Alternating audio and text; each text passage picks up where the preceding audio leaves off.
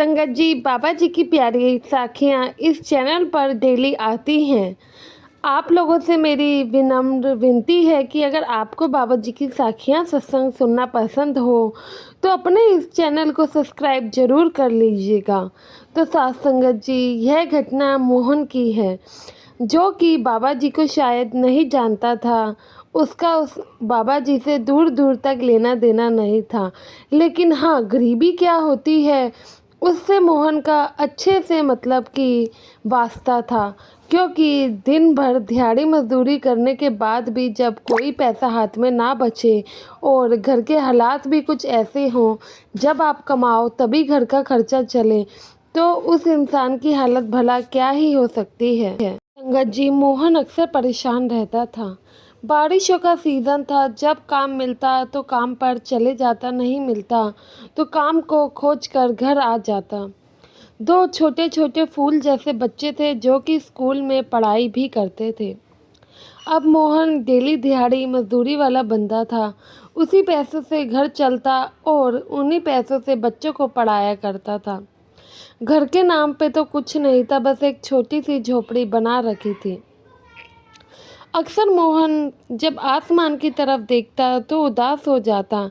यही कहता, परमात्मा अगर तू है तो तूने फिर मुझे कैसा जीवन बख्शा है जहाँ पर मेरे को एक एक रोटी के लिए मोहताज होना पड़ता है। चलो, तन पर अच्छे कपड़े नहीं हैं, घर अच्छा नहीं है, लेकिन ऐसा तो कुछ बख्श दिया होता कि मेरे को रोटी का मोहताज ना होना पड़ता। इन दो बच्चों के लिए सपने तो बड़े देखता हूँ, लेकिन कामकाज ही ऐसा नहीं है जो कि इनको अच्छे से पढ़ा लिखा पाऊँ। जिस महीने कोई दिक्कत आ जाती है उस महीने तो फीस भरने की भी नौबत नहीं होती है। तो साथ संगत जी, मोहन ना अक्सर परेशान रहा करता था। बस वह मंदिर वगैरह जाता था, लेकिन उसको ना अपने सवालों का जवाब मिलता, ना उसके घर के हालात सुधरे, ना ही उसको एक अंदर से शांति मिल रही थी। अब मोहन परेशान आकर काफ़ी घर में लड़ाई झगड़े भी शुरू हो गए, क्योंकि बारिशों का मौसम था, काम तो मिल नहीं रहा था। और डेली 4 दिन ऐसे हो गए कि खाना आज बन ही नहीं पा रहा था, क्योंकि घर में राशन ही नहीं था। तो मोहन काफ़ी परेशान होता है, घर में बीवी से भी लड़ाई झगड़ा होता है, फिर घर से निकल जाता है।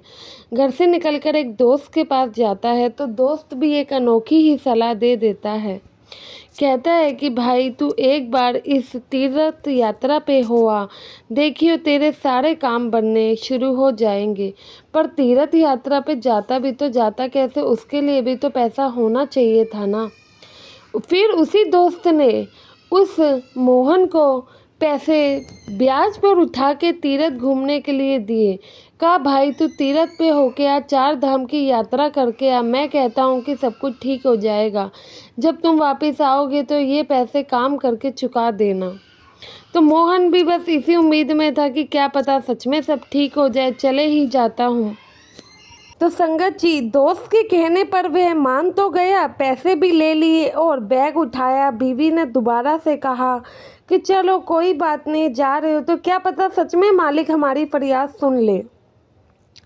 इतना बात हुई और वह भाई 4 धाम के यात्रा पे निकल गया।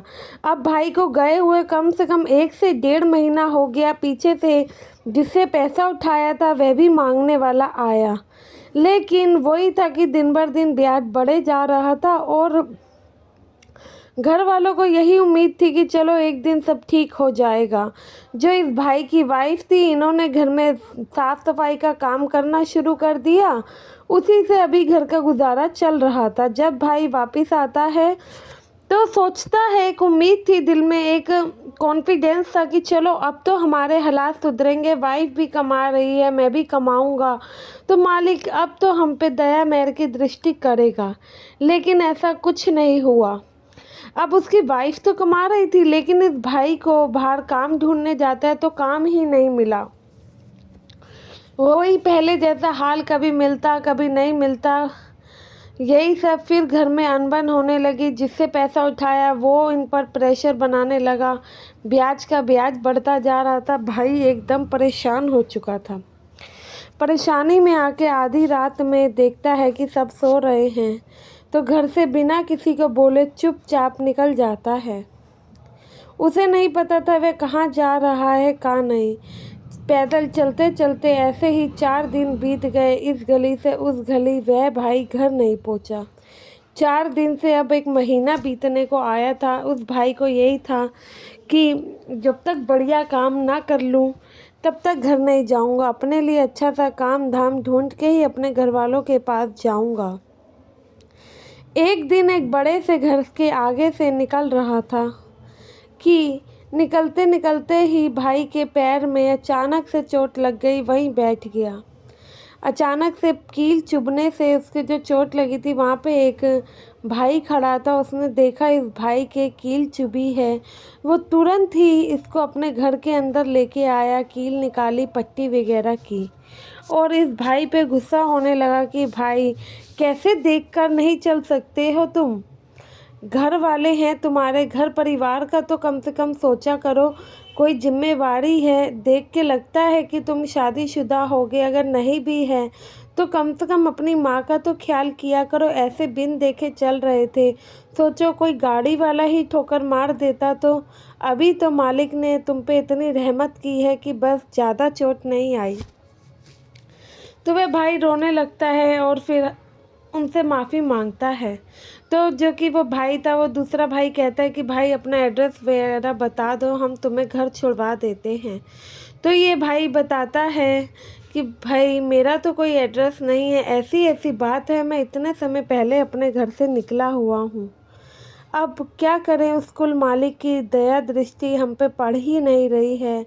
तो मैंने तो सोचा कि कहीं और गहरा पानी देख के उसी में कूद जाऊं, क्योंकि वह इंसान भी इंसान क्या जो अपना घर परिवार नहीं चला सकता।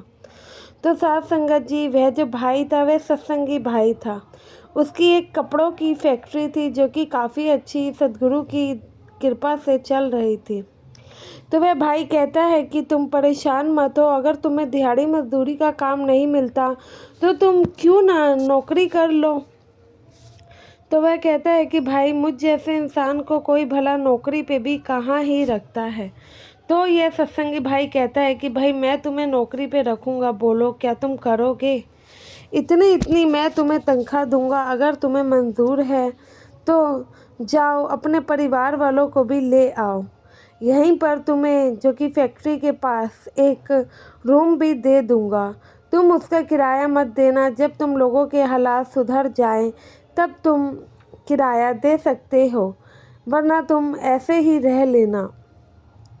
तो साथ संगत जी, जब यह शब्द उस सामने वाले भाई के मुंह से सुने तो काफ़ी मतलब कि ये जो कि मोहन था काफ़ी खुश हुआ, उनके आगे हाथ जोड़ता है, कहता है कि भाई दुनिया में आज के समय में इतने नेक इंसान भी है, यह तो मैं सोच ही नहीं सकता था। फिर जो कि मोहन तो अपनी फैमिली को ले आता है, इनके साथ रहने लगता है। बाबा जी का जब सत्संग आता है तो वह सत्संगी भाई इस परिवार को भी अपने साथ लेकर जाता है। जब ये भाई सत्संग पहुँचता है तो मोहन कहता है कि यह तो वही सद्गुरु हैं जो कि हमेशा ही मेरे पास आया करते थे और मुझे अपने पास बुलाते थे। हमेशा ही मेरे सपनों में आके कहते थे कि तुम मेरे पास आओ, मैं तुम्हारा इंतज़ार कर रहा हूँ। लेकिन मैं तो कभी मालिक की रज़ा को जान ही नहीं पाया। तो फिर जो कि सत्संगी भाई था वो कहता है कि कोई बात नहीं, मालिक ने मुझे जरिया बनाना था तो बना दिया, होता तो सब कुछ उस कुल मालिक की ही दया से है ना। तुम अपना दिल छोटा मत करो, बाबा जी की दया मेहर रही तो तुम ज़िंदगी में बहुत तरक्की करोगे। तो सच में साथ संगत जी, अब मोहन के जो कि सितारे थे वो एकदम बदल गए थे। पैसों की कोई दिक्कत नहीं थी, बच्चे भी सही पढ़ रहे थे। उस सत्संगी भाई ने इस भाई की पूरी ज़िंदगी बदल दी, काफ़ी इस भाई की मदद करी। ऐसे ही हम जब सब चीज़ों से हार मान जाते हैं तो गुरु ही हैं जो हमारी आके मदद करते हैं। गुरु के ऊपर से भरोसा नहीं खोएंगे तो हमेशा ही स्टैंड रहेंगे। अगर उन्हीं पर से भरोसा उठ गया तो फिर जीवन में सब कुछ अधूरा रह जाएगा। तो संगत जी, वीडियो अच्छी लगी हो तो लाइक और कमेंट में राधा स्वामी लिखना ना भूलें। गुरु प्यारी साथ संगत जी, आप सभी को राधा स्वामी।